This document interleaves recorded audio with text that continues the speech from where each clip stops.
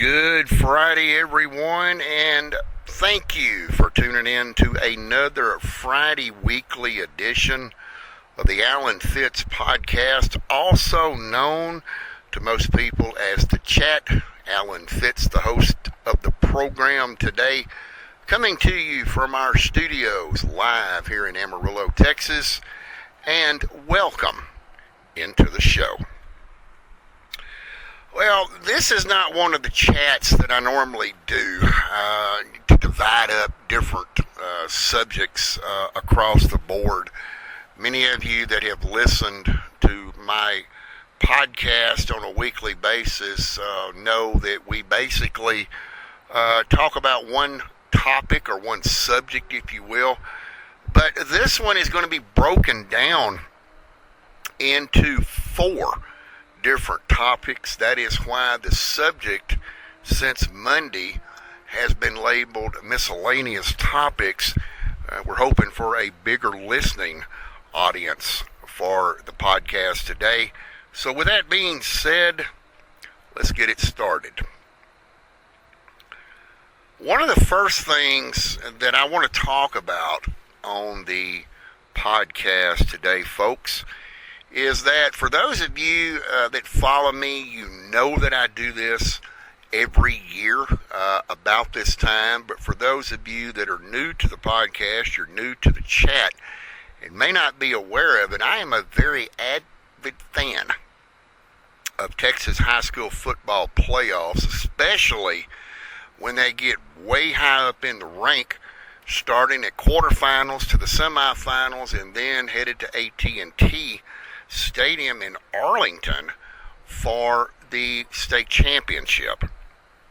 And I just want to let everybody know that will actually hold true again this season here on the chat, ladies and gentlemen, as after Thanksgiving there will be one Friday dedicated to who's going to be playing in the state semifinals and who our prediction will be of each classification of school districts across the state, from 6-man 1A all the way up to 6A in the playoffs. And we're going to actually involve you listeners in this. And of course, according to UIL regulations, the state championship must take place before Christmas. So after the Thanksgiving holidays, we're going to be looking at Texas high school football playoffs and put that in the title, and that's where we're going to discuss the semifinals and then our predictions who will win state for this year at Dallas Cowboy Stadium there in Arlington. Okay, with that being said, let's go ahead and get into one of the topics that I'm going to discuss on the show today. And folks, again, I want you to understand that I'm only one person, so this is only one person's opinion about this certain topic that I'm going to be discussing with you. And of course, a subject like this coming up, and again, I've said this here on the program, folks, many a times, we only have three types of audiences on this program. We have those folks that appreciate what we talk about on this program, and they do leave positive comments on different social media pages across the board. Of course, you have folks that do not agree, and that's okay if they don't. They do, however, leave constructive criticism. And then, of course, last but not least, and they'll always be put last, the haters.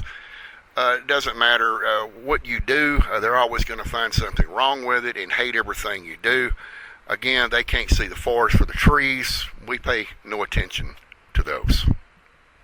But again, a lot of you may find what I'm about to talk about for the next 12, 13, 15 minutes a little bit offensive. But it's okay if you do. Again, it's just me, one man's opinion. I'm going to be talking about body art on the program as a short subject today. We have 3 more short subjects to discuss, and the first one, again, is going to be about body art. Folks, here in Amarillo, and this seems to be I guess, for a lack of trying to put it into a sentence, but yet to just come straight out and say it, body art seems to be the Amarillo way of life here. You know, we are the Texas Panhandle capital city of all 26 counties of the Texas Panhandle. But, and we're also going to throw in with the body art title. We're in a different generation of time. Okay, I want everybody to remember that. You've heard me say that on several different occasions here on the program. I'm not saying that body art is not a beautiful thing. I'm not saying that tattoos are not a beautiful thing. However, some people in this day and time are going a little bit overboard with body art. I'm not trying to degrade any type of race on the program. But I will say that our latest observations here over the last year, it seems that the female population seems to think that body art is something, I guess, that maybe they're thinking attracts men. And I'm here to talk about that, as I'm from the old school. I have seen people here in Amarillo, some of the female gender, with what they call a complete sleeve.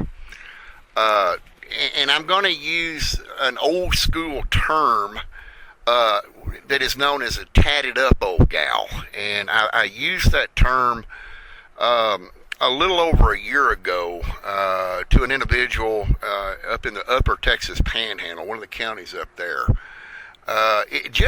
She just looked downright ugly.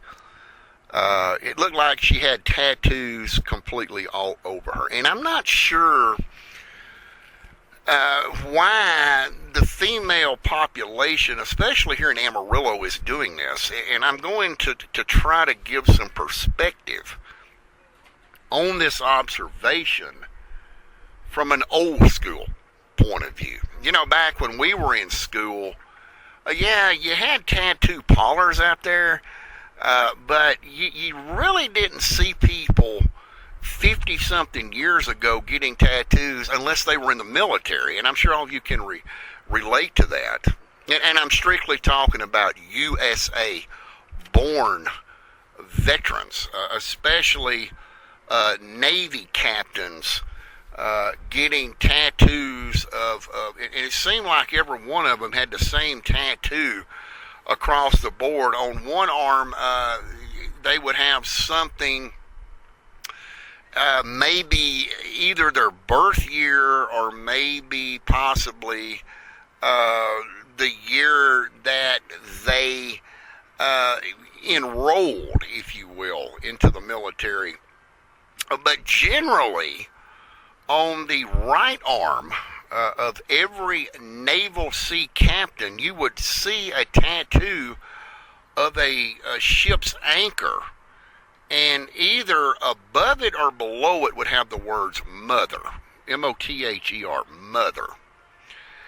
And some of them were green, some of them had very little tint color to them, but for the most part they were green.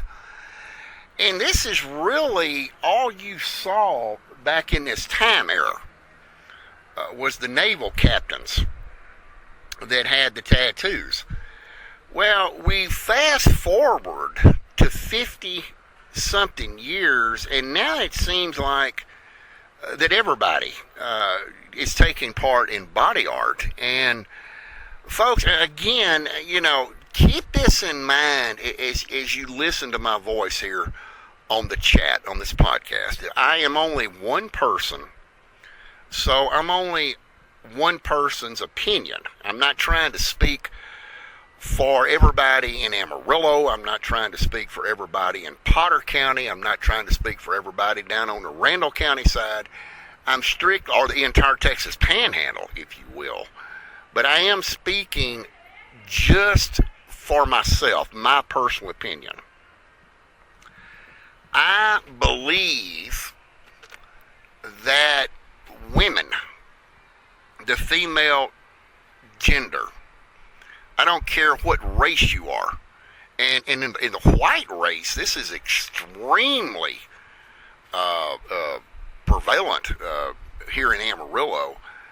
You go into grocery stores, you go into Walmarts, you go into even Westgate Mall out on the west end of Amarillo, right out there at Interstate 40 in Soncy. And you see the female gender all tatted up. Now, I'm not saying that every woman in Amarillo looks like this. They do have women up here that avoid body art. For sterilization purposes, especially, nobody wants to get infected with used needles. Tattoo parlors are supposed to follow state regulations to sterilize all their equipment, yada, yada, this, that, and the other. And people still have in the back of their mind that they could contract AIDS from this process. But just observations, folks, here in Amarillo, is it seems like that we have an explosion. I guess that would be the right word to use in a situation like this. That it seems like every time you look up, you see someone of the female gender all tatted up, and that's my opinionated term for this, is being all tatted up, tattoos all over their body. They couldn't cover it up if they put on a parka from Canada. I mean, it really sticks out. And being from the old school, and again, remember, this is only one person's opinion of this. It's disgusting.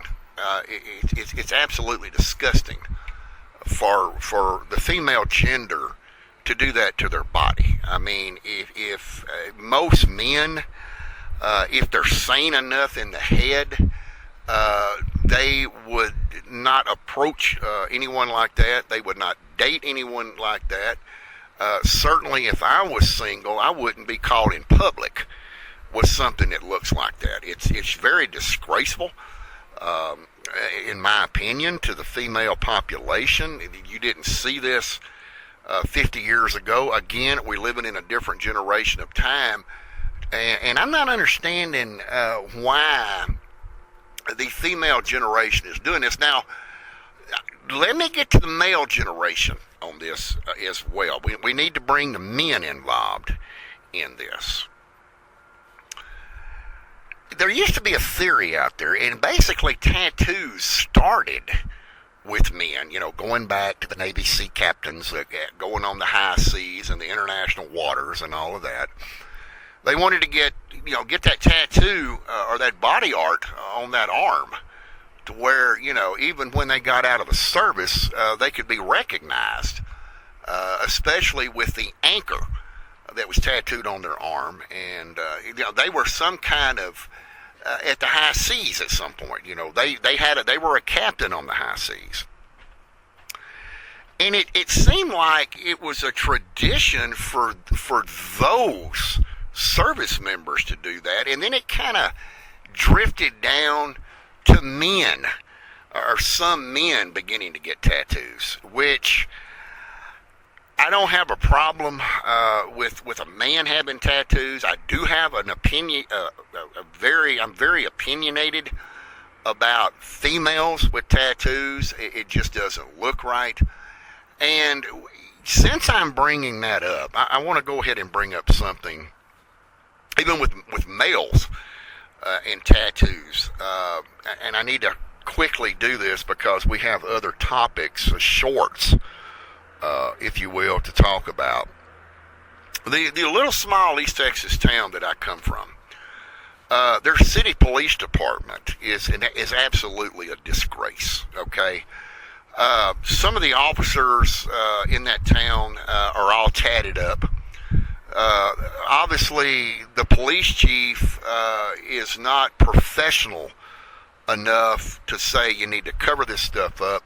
Now, if he was Texas state trooper, that wouldn't be going on because they don't allow that. I mean, it's very unprofessional, I think, for both male and females in law enforcement to be displaying tattoos while they're in uniform. I think it's a disgrace to the uniform. I think it's a disgrace to the badge. And for females, period, to be using full sleeve body art, tattoos, I think it's a disgrace. I can't really say that it was in their upbringing or in the loins, as we used to call it. The parents didn't raise them right. I don't know what the case may be, folks, but I can tell you a female, the female gender that has tattoos is a disgrace to society. It absolutely is not normal to see something like this out in society. And to bring another case in point before we go to our next subject, I can assure you that if you are tatted up and you encounter law enforcement on a professional contact level, it already raises suspicion. I'm not saying that law enforcement says that you're on dope, that you're dealing drugs or things of that nature, but it does raise red flags because, especially, and I'm sure everybody knows this, prison gangs, people that have been in prison, people that have gotten out of prison, or they're, intercepted or active in current gangs are tatted up. They have the teardrops below the eye. Some of them even bound 666 tattoos on their foreheads, everywhere on their body that they can put tattoos. And you are raising red flags to law enforcement if you encounter them with professional contact. That is going through their mind, trust me. So, again, and before we change into the next short here, I think, again, it's just my opinion, folks, but I think it's a disgrace that the female population here in Amarillo is exploding with these tattoos. And it's not just here in Amarillo. It's everywhere you go, especially in the large cities.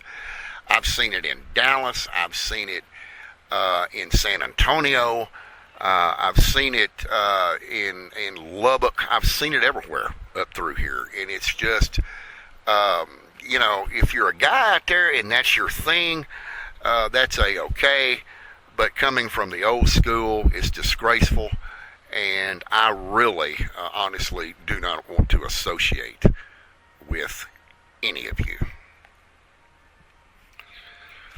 Going to the next short here on the podcast, I want to talk about something that I am sure everyone, not just here in Amarillo, but anywhere, especially down here in the southern states, and we're talking about the Gulf Coast states, down along the Gulf Coast, Texas, Louisiana, Mississippi, Alabama, even down Florida, and of course you do have some of this goes on, I'm sure, in every state of the United States, but it's very, very popular here in the southern United States. And I'm sure you've all heard it. I'm sure you have all dealt with it. And I'm sure everybody out there is tired of dealing with it. What I'm talking about is the boom, boom, boom, boom, boom, boom, boom, boom, boom, boom, boom. Okay, it sounds like it's not music, folks. It's just bass popping. These big amplifiers that these certain types of people are out buying, and these speaker boxes that they're using, and people not having respect for normal people. And I'm going to get into this in just a moment.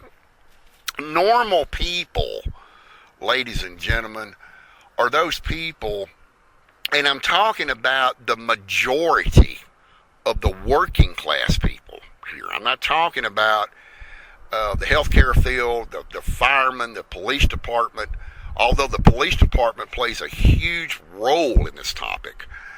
But the people, you know, the general population works Monday through Friday, okay, works day shift, you know, kind of like I do.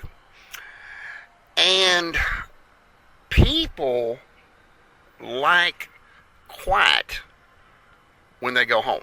For the most part, you have people that want to go home, they want to sit down, maybe have a cold beer, they want to sit down, maybe have a mixed drink, they want to get out in their backyard, maybe fire up either the gas grill or the charcoal grill, and they just want to relax and enjoy quiet, you know, maybe listen to the birds chirping or whatever the case may be.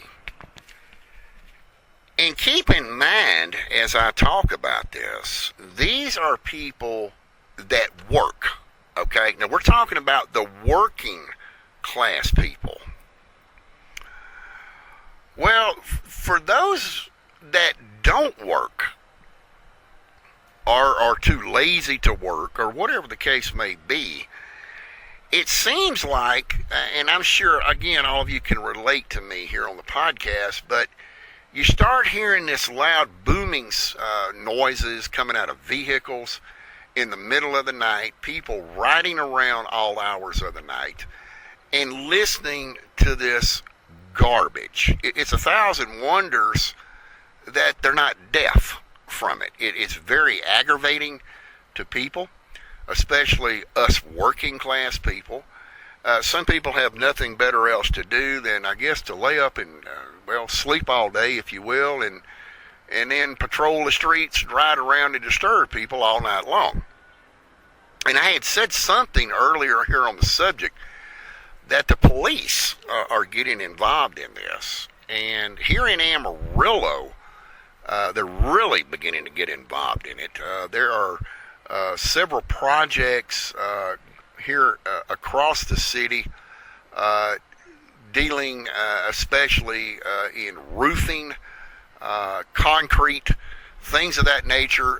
They're hiring workers from other cities to come here, and the laborers are here trying to get projects done, things of that nature before the wintertime sets in. And you know, they work all day long, most of them from sunrise to sunset. And they, you know, go to hotels, they go to motels, they go home, wherever their residence may be, whether it's permanent, temporary, under a bridge, you know, wherever it may be, folks. And then they have to deal with all this loud music. Amarillo police right now are dealing with a situation here in across the city. There's a lot of Hondurans that have come up here. We did some investigating on this. A lot, and a lot of people are referring to them as illegal Mexicans, which there are some, but the most majority of them are Hondurans, which, you know, a Honduran is not a Mexican. A Honduran is a Honduran. And they also are beginning to filter in with the other group of people and playing all this loud noise at night. We contacted the call center downtown that handles all the calls that dispatches the officers throughout the city here in Amarillo. And it was really shocking to see how many calls to service that the Amarillo Police Department is going out and answering after 10 o'clock at night. And it's basically one call right after another about this loud boom, boom, boom, boom, boom music out there. And they are, from what we have been told, beginning to make a dent in it. And I'm going to tell you why they're beginning to make a dent in it. First of all, here in Texas, that music actually is legal until it gets, and I believe I've got it here in front of me, yes, the curfew is 10 p.m. to 6 a.m. I don't mean curfew off the streets, it's curfew of noise. This boom, boom, boom that they're doing cannot exceed 85 decibels. Law enforcement here in Amarillo, especially city police officers, are carrying the devices that they can come up on these people, come up on all this garbage music that they're doing, and begin issuing citations if it exceeds the level. However, it doesn't even have to be up close to that level, especially if they're getting complaints from people during the night that are trying to rest. The law in Texas basically says that the police can intervene in it if they are disturbing someone that is enjoying a lawful right. That lawful right could be anything from wanting to hear peace and quiet, sitting in their backyard, somebody's parked along their fence on the side of the street, they crank the music up. Yes, those people are in violation of the law, because the garbage music is violating their right to wanting privacy. We also found out that there's a lot of Hondurans up here. The calls that they have indicated that upon checking identification to identify these individuals, that they are from Honduras, which is a red flag to start off with, because most of them are going to either be under work visas, green cards, or they're illegal in the country. And the third one, in my opinion, would be probably the most prevalent that we're seeing right now in Amarillo. There are some that are being arrested and charged with this noise ordinance violation here in town. And they did not indicate to us how many times they have to be called out, but they would eventually be facing the old deportation bus, if you will, once they get enough of it, especially if they're in the country illegally. So I just want to say that to tell, especially the good folks, the good citizens here in Amarillo, if you're having issues with this day or night, especially in the nighttime hours, when you're trying to rest at home, when you're trying to relax, when you're trying to enjoy peace and quiet, pick up the telephone, call the police department. Don't get involved with these people. Let the police handle them. 99% of the time, if they're not in the country legally, they're going to quieten it down, because they can't risk facing that type of action or someone wanting to take action to quieten it down. So, yeah, don't be afraid to call the police on them. If they attempt to do something to you after the police leave, that is known in Texas as felony retaliation, and that's when it really begins to bump up. And, yeah, they can get rid of them, get them out of here. A lot of them are, from what we are being told, are coming from the Dallas area, and are just up here basically as some kind of either roofing worker or concrete laying workers, or just basically aggravating people because they can. So I wanted to bring that up. Again, don't be afraid to call in on them. You deserve your privacy. You have the right to have peace and quiet and not be disturbed unless you are willing to be disturbed. Let law enforcement handle it and stay out of trouble. And hopefully we can get the city quietened down again. I know that I've talked to a lot of people here across the city of Amarillo. Everybody is saying the same thing. These people don't even know each other that are making the comments. They are sick and tired of hearing it. One lady, and she was an elderly lady, did state that these people need to get a job. They need to be productive here in society, but unfortunately, I don't think that's going to happen because, well, they're nocturnal and they don't know any better. Going to our next short, we talked about here on the podcast several weeks ago that paper license plates had been dissolved across the state due to the fact that they were being duplicated, especially down in the Houston area. There was a report that we had obtained that one driver himself had been stopped 208 times with the same fictitious license plate on his vehicle.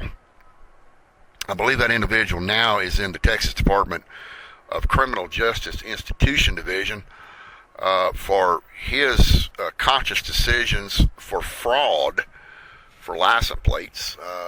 Too lazy to work, I guess, and can't buy his registration. Where I'm going with this, ladies and gentlemen, is since that law went into effect,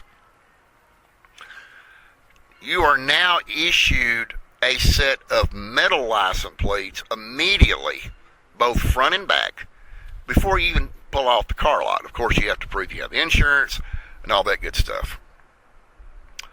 Now, these metal plates that they are putting, the dealers, new and used, are putting on your vehicle, I want you to take note of two things if you fall under this category. You will notice at the end of every license plate that is issued, it's TMP. That's Tom, Mary, Paul. In police jargon, it's Tango, Mary, Papa. In Alpha language as ham radio. But it's always TMP, which means temporary, folks. This is a temporary license plate. And it has 8 digits on it. That's the second thing I want you to pay attention to the next time you see one of these license plates in Texas. It is the first time in history that the state of Texas has used 8 digits on license plates. I know a lot of you will remember, especially you baby boomers like me, growing up, we had 6. You had 3 letters followed by 3 numbers, and you had the little Texas silhouette in the middle of those. And for those way back in time, you had the black star, which you had a black and white license plate. When these temporary license plates came out, the state began issuing 8 digits because they didn't want to overlap on the current 7-digit plates that are being issued. Probably asking yourself, why, Alan, are you bringing this up? Well, let me tell you why. For those of you that have been to a car dealership lately, whether it's a new car dealership, a used car dealership, you've bought maybe a second-hand vehicle, or you're buying your first-time vehicle, or just buying a new vehicle and trading in your old vehicle, save the dealer some money, if you will. Okay, and what I mean by that is the dealers have to go out and they have to buy license plates. They're supposed to have license plates for every vehicle on their lot. Okay, they have to pay money for these license plates, and they put them on the vehicle that you buy, and then a month or so later you finally get your blue and white registration sticker to put on your windshield with your new plates. Now, don't throw those tags away. Give them back to the dealer. And I'll tell you why I say this. It's because the dealers now have the authority to reissue that plate yet again on another vehicle from their inventory. It saves them money. The dealer went out of their way to put you in a vehicle that you wanted. They bent over backwards to work with you. Maybe you're paying monthly or you paid it all outright, but still those metal plates cost a lot of money to those dealers. So recycle those plates back to that dealer. That dealer will be appreciative and will thank you for doing that, because when you're recycling the license plate back to the dealer, you are putting your money, especially here in Amarillo, you are putting your money back into our local community. And those plates can be used over and over and over. Don't throw them away, folks. Take them back to the dealer that issued them. All right, in our final short on the podcast this afternoon, I want to talk about, and all of you that follow the podcast know that every Thanksgiving and Christmas that we modify our podcast in time. So basically, what's going to happen next Friday is that we will not be presenting the chat to you, because this is the day after Thanksgiving. We feel like nobody would listen to it anyway. Everybody is with mainly family. A lot of people go see friends. A lot of people have friends over at their family's house. They're celebrating Thanksgiving. They're watching 4 days straight of NFL football. The last thing on their mind is to deal or want to listen to a podcast. So what we are going to do is, instead of next Friday, we're going to bring the next version of the podcast here to you, the chat, on Thanksgiving Eve day. This will be on Wednesday, November the 26th. It will publish out on our YouTube page just like it would on a Friday. So we will be skipping what they call Black Friday and move the chat's next version to Friday, December the 5th. So there will be no chat next Friday. You can tune in to our YouTube channel. Again, that address is youtube.com/Alan Fitz Podcasting. And we're going to be talking a little bit about Thanksgiving itself. So make sure you tune in for that. Again, we're going to skip Friday, the day after Thanksgiving. Then we'll come back the following Friday for the next version of the Alan Fitz Podcast. Before we get off the air this afternoon, I do want to bring up something of interest to our listeners out there. And I've brought this up several weeks ago about a possible social media page coming out through this podcast.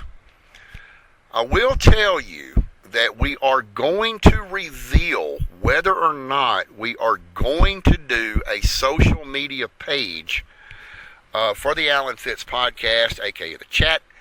This will be on Friday, December the 5th, and we're going to add some more information as well, because we are in the process right now of obtaining and we actually have obtained our own webpage.com for this.